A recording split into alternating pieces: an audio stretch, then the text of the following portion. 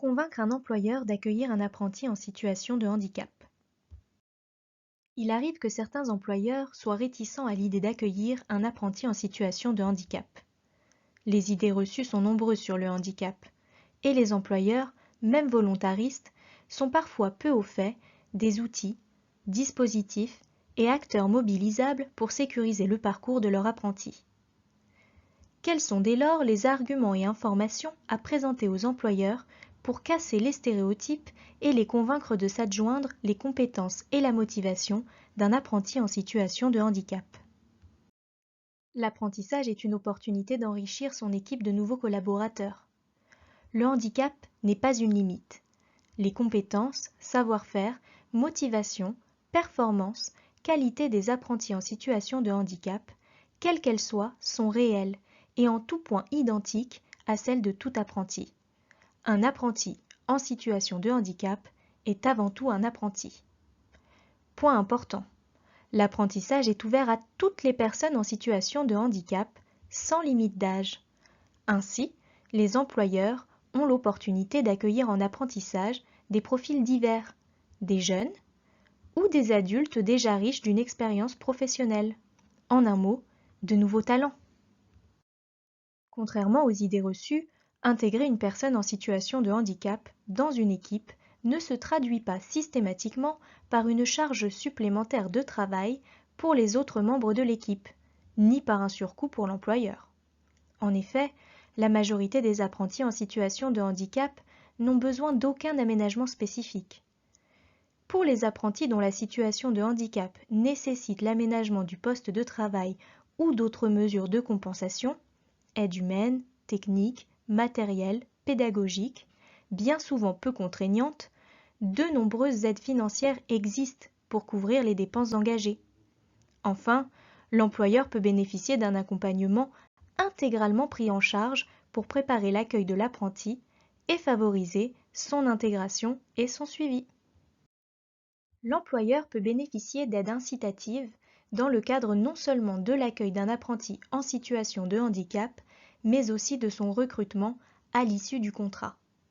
Ces aides sont mobilisables auprès des fonds de développement dont la mission est de favoriser l'emploi des personnes en situation de handicap. Pour les employeurs privés, l'AGEFIP.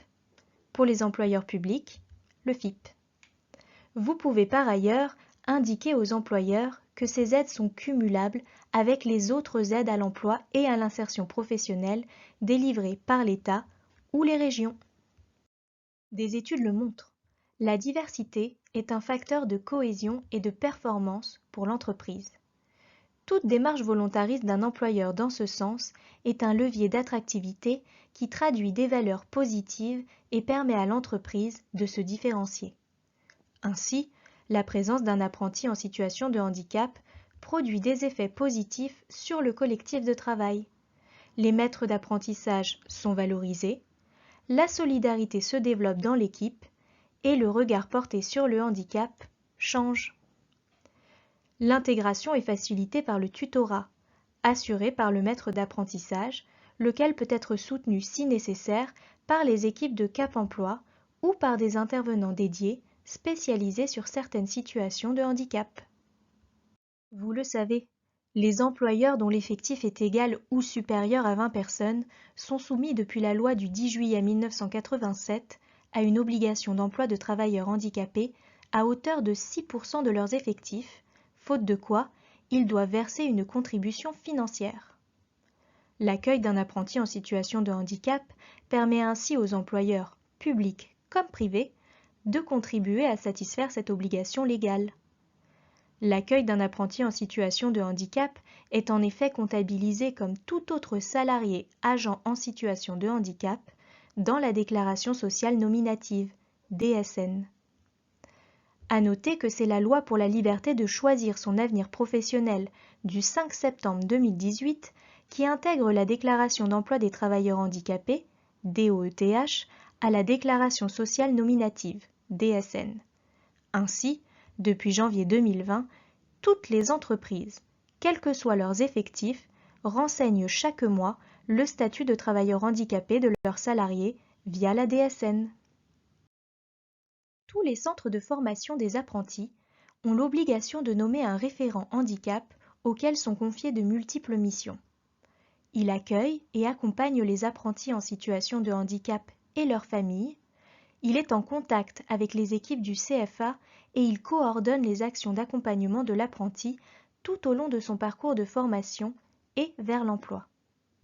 Il a aussi une mission essentielle auprès des entreprises. Il informe les employeurs au sujet des mesures relatives à l'apprentissage et des conditions spécifiques d'accès à l'emploi des personnes en situation de handicap. N'hésitez pas à le rappeler aux employeurs. En tant que référent handicap, vous serez un allié précieux dans leur démarche d'accueil d'apprentis en situation de handicap.